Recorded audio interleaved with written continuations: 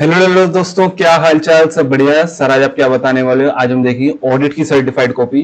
जो मेरे हिसाब से जो ऑडिट का जो एग्जाम था मई 23 का, सबसे कठिन एग्जाम था, one of the in the history of ICI. जो इतना कठिन एग्जाम आया था, मतलब आउट ऑफ बॉक्स क्वेश्चन कह सकता हूँ मैं उसको।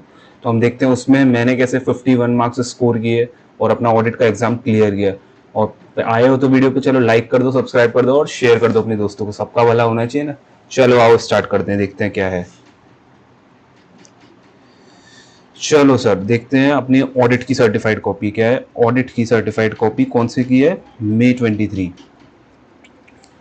सर यहाँ तो मेरे को 23 मार्क्स दिख रहे हैं केवल। ठीक है सर, 23 मिल गए।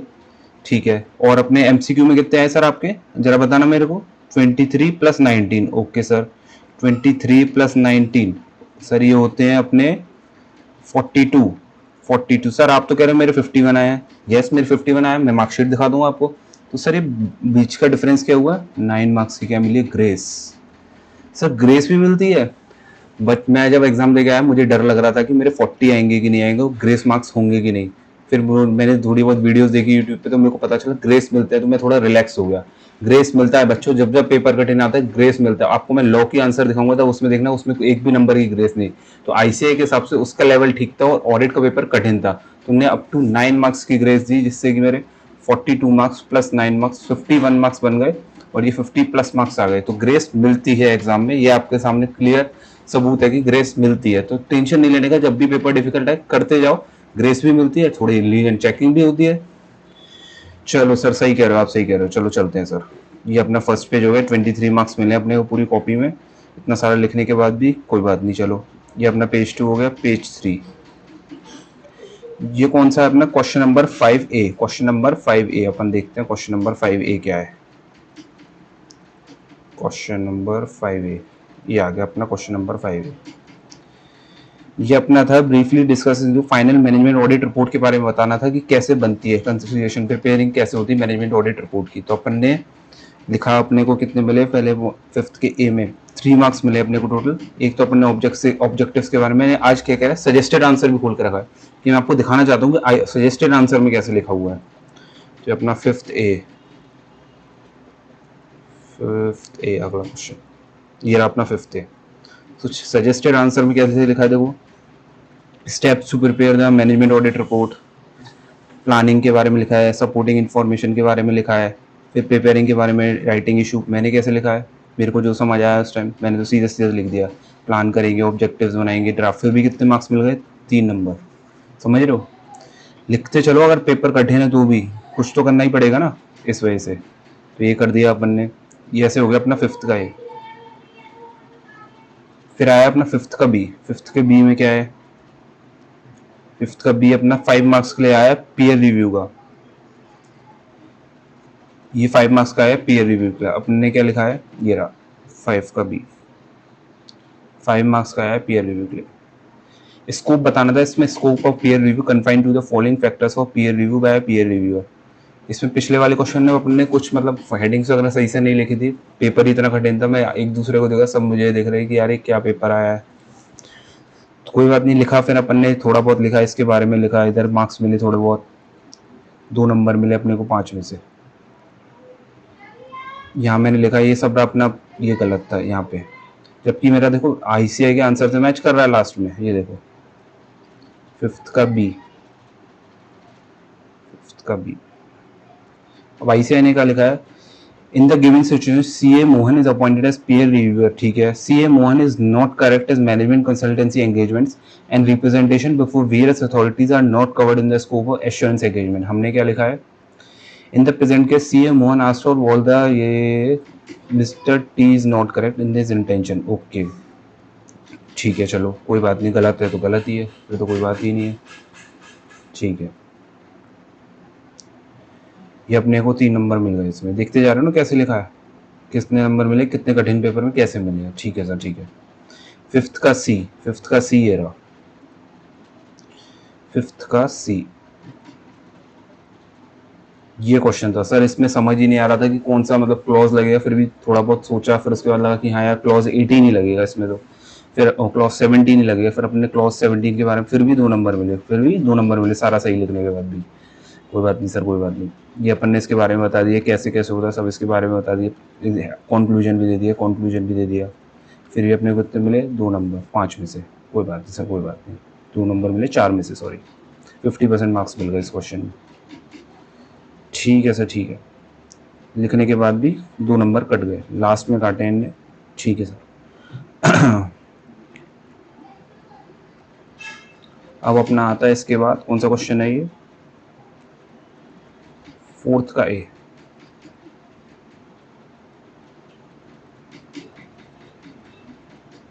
आईसीआई ने कैसे प्रेजेंट किया मैं वो भी दिखा देता हूँ आपको। 5th के सी में, ये रहा 5th का सी, 5th का सी, ये रहा। आईसीआई ने भी देखो पहले क्लॉज 817 के बारे में बताया, जो मैंने लिखा उस तरीके से लिखा, फिर उन्होंने कंक्लूजन दे दिया। कोई बात नहीं, आईसीआई का तो अब आंसर तुम समझते हो कि वो तो बुक से लिखते हैं, हम तो एग्जाम में बुक याद करके नहीं जा सकते। जब हम एग्जाम हॉल में होते हैं तो हमको अपने हिसाब से सोचना पड़ता है कि कैसे चलना है। जब एग्जाम हॉल में होते हैं इतना बड़ा 3 घंटे पे पेपर करना होता है, एक क्वेश्चन उसके भी 3-3 4-4 पार्ट्स कर देते हैं वो, उसमें भी उन्हें पूरी लाइन चाहिए, फिर भी उसमें आधे मार्क्स मिलते हैं। तो मतलब क्या कर सकता है बच्चा, कुछ नहीं कर सकता। तो जितना समझ आता है उसको परफेक्ट लिखते चलो, होता जाएगा। अब देखो मैंने तुम्हें बता दी ग्रेसिंग होती है, तो टेंशन इतनी लेनी नहीं है अगर पेपर कठिन आता है तो। फिर आया अपना 4th का ए। 4th का ए क्या था सर, क्वेश्चन बताओ पहले। 4th का ए, ये क्वेश्चन था 4th का ए। इसमें अपने को क्या बताना था, ऐसे 540 के बारे में बताता था। ठीक है सर, अपन ने ऐसे 540 के बारे में बताया, इधर थोड़ी 0 मार्क्स मिल गए स्टेप 1 में। ठीक है, ऐसे को अपने आंसर में भी, सजेस्टेड आंसर में भी स्टेप वाइज लिखना चाहिए कि बच्चे को पता चले कि ये स्टेप 1 है, इसके मार्क्स ये मिल रहे हैं। वो आंसर तो पढ़ लेता है सजेस्टेड आंसर, लेकिन उसे पता ही नहीं चलता कि कौन सा स्टेप कौन सा है। समझ लो, ऐसे को भी अपने आंसर में, सजेस्टेड आंसर में भी स्टेप वाइज लिखना चाहिए कि आंसर जब चेकिंग स्टेप वाइज हो रही तो आंसर जो हमें मिल रहे की आंसर के, उसमें भी स्टेप वाइज होना चाहिए। सही कह रहे हो सर आप, सजेशन तो अच्छा है आपका। और जिसको कोई और सजेशन लगे वो कमेंट बॉक्स में बताना जरा, मैं भी देखता हूँ कैसे बनाते हो, क्या बताते हो आप। 4th का ए, ये रहा सर 4th का। 540 के बारे में बताया, पूरी इन्फॉर्मेशन लिखी इसके बारे में, सब कुछ जो जो इसमें होता है इंडिया कह रहा हूँ ऐसे में, उसके बारे में बताया। ठीक है सर, ठीक है। 4th के अपन को कितने मार्क्स मिले, 4th के में 1 number, only 1 marks out of 5। ठीक है सर, 1 नंबर मिल गया इतना सारा लिखने के बाद भी। यहाँ ये गलत कर दिया इनने, यहाँ पर ये वाला गलत कर दिया, ये गलत कर दिया, सारा गलत ही होगा एट द एंड। ऑडिट है भाई, गलत तो होना ही है। फिर आया अपना 4th का सी। 4th का सी है आरटीपी का क्वेश्चन, मैं आपको बता दूं कहीं नहीं मिलेगा आपको ये क्वेश्चन, केवल आरटीपी में था ये क्वेश्चन।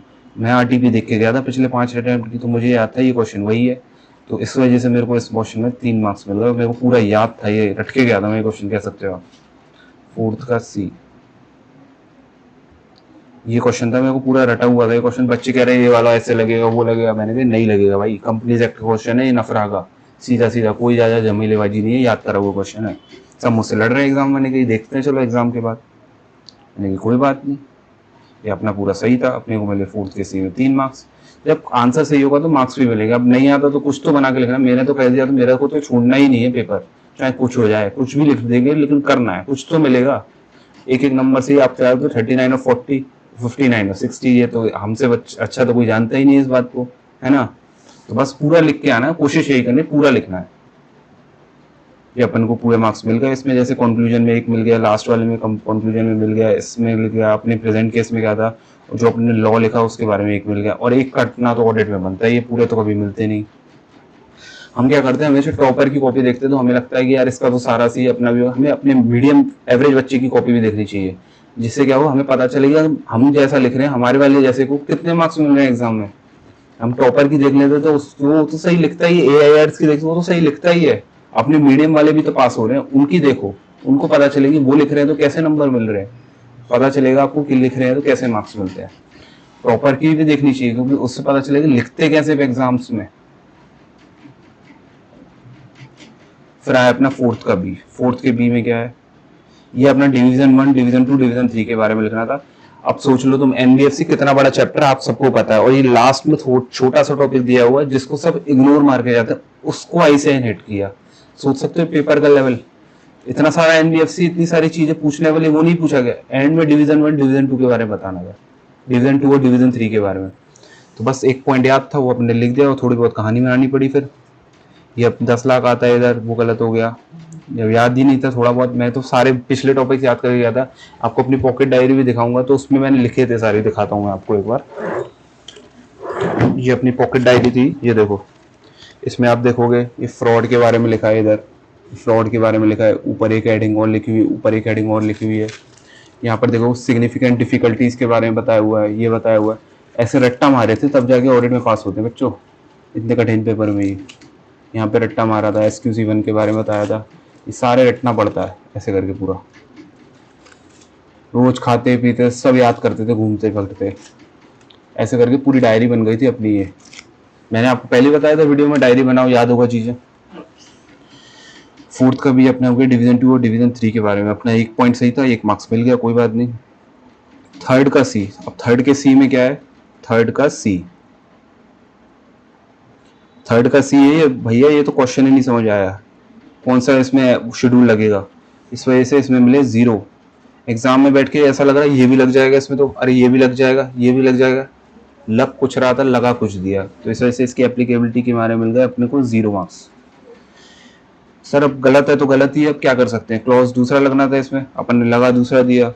अब क्वेश्चन जैसे क्वेश्चन फ्रेमिंग हो रही थी उस हिसाब से लग रहा था कि ये लगेगा। हर बच्चे का माइंड एग्जाम हॉल में अलग चलता है, किसी को दूसरा लगता है, किसी को दूसरा लगता है, इसने किसी और ने कुछ और भी लगाया हुआ। सबके अलग अलग पॉइंट ऑफ व्यू होता है, सबका अलग अलग सॉल्व करने का तरीका होता है। ठीक है सर, कोई बात नहीं, पास हो गए ना आप, ये इससे बढ़िया और कुछ नहीं चाहिए। मैं भी यही कहता हूँ, मैं पास हो गया, इससे बढ़िया और कुछ नहीं चाहिए, कैसे भी हो गए हो, कोई बात नहीं सर। थर्ड का बी आया था अपने, give your comment on the qualification of audit form, इसके बारे में बताना था। सेक्शन 141 के बारे में बताना था अपने, क्वालिफिकेशन जो आती है ना उसमें ऑडिटर की, वो वाला। इसके बारे में एक पॉइंट ये सही था, एक ये सही था, अपने को टोटल मार्क्स मिले 1-2, एक ये वाला पॉइंट का ही ये सही था, बाकी सब गलत, बाकी सब गलत। कितने मार्क्स मिले अपने को, 5 नंबर। ठीक है सर, ठीक है, ये कॉपी में डाल दूंगा आपको टेलीग्राम पे, आप चेक करना कैसे लिखे हुए हैं सब चीज़। ठीक है सर, ठीक है। फिर आया थर्ड का ए, ये तो कुछ भी नहीं आता था इसमें, थर्ड का ए। समझ रहे हो आप, कितना पेपर तो मुझे नहीं आता था, कितना पेपर नहीं आता। अगर मैं ग्रेस भी हटा दूं ना अपने में, ग्रेस भी हटा दूं तो भी मैं पास हो गया था 42। मेरे को लगा था मिनिमम 40 तो आ ही जाएंगे कैसे भी, ग्रेस भी हटा दूं तो भी। ये क्वेश्चन तो मुझे समझ में नहीं आया, उसका था 447 वाला था ना पॉइंट, लाइबिलिटीज ऑफ ऑडिटर वाला, जो 2 पेज का चैप्टर है, सब छोड़ जाते हैं, उससे आया ये चैप्टर। कितने मार्क्स का क्वेश्चन आया, 5 मार्क्स का। 5 तो ये वैसे ही चले गए पूरे, लेकिन फिर भी मैंने कहा यार कुछ तो लिख ही देते हैं, थोड़ा बहुत तो ऑडिट पढ़ा ही है। कितने मार्क्स मिल गए, 1 मार्क्स। अब 42 में से धीरे धीरे आप ऐसे छोड़ छोड़ के एक एक मार्क्स भी हटाओगे ना, सही आप 40 के नीचे आ जाओगे, और यही चीजें आपको 40 के ऊपर पहुंचा देती है धीरे धीरे। ठीक है सर, सही कह रहे हो आप, ऐसे ही करेंगे, हम भी ऐसे ही करेंगे, बिल्कुल बिल्कुल ऐसे ही करेंगे। सारा paper, full paper solve, full paper solve करना है हमारे को, कैसे भी करके पूरा पेपर करके आना है। 40 प्लस आ जाएंगे, आप ये मान के चलना। फिर आया अपना सेकंड का सी, सेकंड का सी, सेकंड का सी देखो, 4 नंबर का है, एक पार्ट ए आ गया, एक पार्ट ए का, कितना लेंथी पेपर बना दिया है। सेकंड के सी में आपको एक पार्ट तो समझ आ जाएगा, लेकिन नेक्स्ट वाला पार्ट है ना, वो बिल्कुल समझ नहीं आएगा एग्जाम हॉल में बैठ के। पहला वाला तो ठीक था, क्लॉज 18 एक नंबर मिल गया इस चीज का, बट बाकी पूरा गलत हो गया, बाकी पूरा गलत हो, कुछ समझ ही नहीं आ रहा था कौन सा क्लॉज लगेगा एग्जाम हॉल में। इतना कॉम्प्लिकेटेड कर दिया था लैंग्वेज को कि मतलब स्ट्रेट फॉरवर्ड था नहीं, सीधी सी बात। अब आप समझ जाओ क्या चीज थी। पेपर को अटेम्प्ट करना, इस पेपर को जरूर बाद में। ये आपको समझ नहीं है, मेरे को तो समझ नहीं आया, आपको भले आ सकता है, मेरे को तो नहीं आया था एग्जाम हॉल में। ये अपना सेकंड का सी था, एक नंबर मिल गया उसे। सेकंड का बी, सेकंड के बी में क्या था अपने पास, सेकंड का बी, ये क्वेश्चन था देखो, इतना बड़ा क्वेश्चन था। हमसे पूछा था ऑडिट रिक्वायरमेंट। आप सोचो, आप ऑडिट रिक्वायरमेंट के हिसाब से आपका माइंड कहाँ पे चलेगा, आपका माइंड चले ऐसे में घूमेगा, हाँ ऐसे करना है। लेकिन ये कहाँ जाएगा क्वेश्चन, कारों की तरफ। आप सोच सकते हो आप पेपर का लेवल, कारों की तरफ जाएगा ये। कारों कौन सा करता है, करते हैं बट ऐसे नहीं करते हैं ना कारों। फिर भी अपने को कितने मार्क्स मिल गए, 1 नंबर। ऐसे 550 की हेडिंग लिखने के, 1 पॉइंट के मिल गए 1 नंबर, बाकी सब गलत। ठीक है सर। सेकंड का ए, कोई बच्चा अगर एग्जाम हॉल में कह दे कि मेरे को ये क्वेश्चन आता था, मैं तो भाई कह दूंगा तू ही ग्रेट है भाई, हम सब तो फेल हैं। स्ट्रेटिफाइड सैम्पलिंग कुछ नहीं आता था इसमें, फिर भी लिखा तो मिले भी कितने 0। क्या कर सकते, लिखना तो पड़ता ही। स्ट्रेटिफाइड सैम्पलिंग एक लाइन की बुक में दिया हुआ था, पढ़ा था। अब इतना सारा कैसे लिख सकते हैं, उसके लिए इतना डिटेल में थोड़ी पढ़ा था कोई, इस वजह से गलत। और जो क्वेश्चन छोड़ा तो वो भी नहीं आता था, कुछ तो करना ही था। फर्स्ट का सी,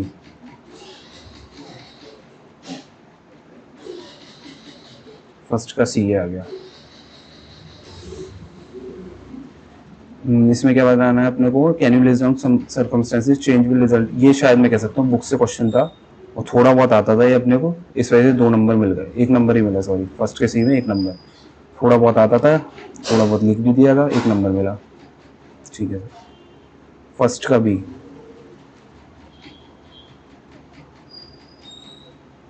फर्स्ट का बी ये रहा। ऑडिटर स्टैंडर्ड्स ऑन ऑडिटिंग के बारे में बताना था इसमें अपने को। ऐसे 620 लग रहा था इसमें अपने को, फर्स्ट के बी में अपने को मिल गए 3 नंबर, कितने मिल गए, 3 नंबर मिल गए। 1 नंबर इसमें, 1 नंबर इसमें, 1 नंबर इसमें। लास्ट वाला कंक्लूजन गलत हो गया, कंक्लूजन सही होता तो पूरे मिल जाते, कंक्लूजन सही होता तो पूरे मिल जाते। 5 नंबर, फिर भी 1 कट जाता। एक अपने को इसका हेडिंग लिखने का लिख दिया, एक इसके ऊपर वाला पैराग्राफ, एक अपने प्रेजेंट केस में एक कंक्लूजन में मिल जाता है, और एक तो कटता है ही। फर्स्ट का ए, फर्स्ट का ए किसके बारे में, अपना ऐसे के बारे में। फर्स्ट का ए अपना है 570 के बारे में, किसके, ऐसे 570 के बारे में पूछ रहा था, गोइंग कंसर्न के बारे में। अपन ने फर्स्ट के ए में लिखा गोइंग कंसर्न के बारे में, 570 के बारे में। फर्स्ट के ए में कितने मिले अपने को, 3 मार्क्स। फर्स्ट के ए में कितने मिले अपने को, 3 मार्क्स। एक स्टेप 1 में मिल गए, एक स्टेप 2 में, स्टेप 3 में, स्टेप 4 में 0, स्टेप 5 में 1 मिला है। ठीक है, 5 मार्क्स का होता है तो 5 स्टेप्स बन जाते हैं ऐसे करके, इस वजह से। ठीक है सर, ठीक है, 1 पॉइंट उसके, 1 मार्क्स उसका, 1 मार्क्स उसका। समझ रहे हो आप किस लेवल का पेपर आया था। आधे से ज़्यादा पेपर, अराउंड 50% से ज़्यादा पेपर मुझे नहीं आता था। सॉल्व किया, धीरे धीरे करते गए करते गए, एक एक दो दो नंबर, एक एक दो दो नंबर करके भी आपके 40 प्लस बन गए। समझ रहे हो। एमसीक्यू में कितने आए अपने को, देखो एमसीक्यू में अपने आए 19 मार्क्स। तो अपने को, मेरे को लग रहा था कि एमसीक्यू में 23 तक आ जाने चाहिए, 23-24 नंबर तक, उससे ज़्यादा की मुझे उम्मीद भी नहीं थी। और इसमें मैंने सोचा डिस्क्रिप्टिव में 25 प्लस मार्क्स आ जाने चाहिए, 23 आए उसमें। ठीक है, एक बार मैं आपको पूरा कॉपी घुमा देता हूँ, ये वाली सजेस्टेड आंसर। देखो फर्स्ट का ये आ गया अपना, 570 के बारे में बताया, इसमें पूरा लिखा है 570 का। ठीक है, ये आ गया। फिर ऐसे 620 के बारे में बताया, using the work of auditor expert वाला। फिर ऐसे 540 के बारे में बताया, ऑडिट एस्टिमेट वाला। ये क्वेश्चन आता नहीं था। स्ट्रेटिफाइड सैम्पलिंग के बारे में था, स्ट्रेटिफिकेशन के बारे में बताना था, कारों के बारे में बताना था, इसमें रिलेटेड पार्टी के बारे में बताया। अब आप देख लो पेपर का लेवल क्या चल रहा है। कह सकते हो पेपर आसान था, नहीं, बहुत कठिन पेपर आया था ये वाला। मैं ही जानता हूँ पेपर में बैठ के मैंने कैसे पेपर लिखा था ये वाला। अब अगर आप होते तो सोचो क्या होता। ठीक है सर, फिर कोई बात नहीं, हम भी करेंगे आगे सॉल्व। कोई भी दिक्कत आए मेरे को मैसेज करो, टेलीग्राम पे, व्हाट्सएप पे। व्हाट्सएप नंबर लिख लो मेरा, मैं बता देता हूँ व्हाट्सएप नंबर 8433229810। ओनली व्हाट्सएप करना, कॉल मत करना, कॉल नहीं उठ पाएगा, ओनली व्हाट्सएप। ठीक है सर, मैसेज कर देंगे आपको, कोई भी क्वेरी होगी हमें मैसेज करेंगे। और बच्चों का शेयर करना, वीडियो को सब्सक्राइब करना, लाइक करते जाना। ठीक है ना, कोई भी इशू है कमेंट सेक्शन में बताना। अगर आप मैसेज वगैरह नहीं कर पा रहे हो कैसी भी, अगर हम आप आएंगे लॉ की वीडियो के साथ, फिर एसएफएम की वीडियो के साथ। ग्रुप 2 का तो मेरा पहले क्लियर हो गया, तो मैंने उसकी वीडियो कॉपीज नहीं निकाली थी। ठीक है ना, तो अपन ग्रुप 2 की किसी और बच्चे की शेयर कर दूंगा, मैं अपने फ्रेंड की, वो भी पास हुआ था, उसकी ले लूंगा कॉपी, तो फिर उससे हम सॉल्व कर लेंगे, पूरा कॉपी देख लेंगे। ठीक है बच्चों, चलो जय हिंद, मेहनत करते रहो, सब मिल जाएगा दोस्तों।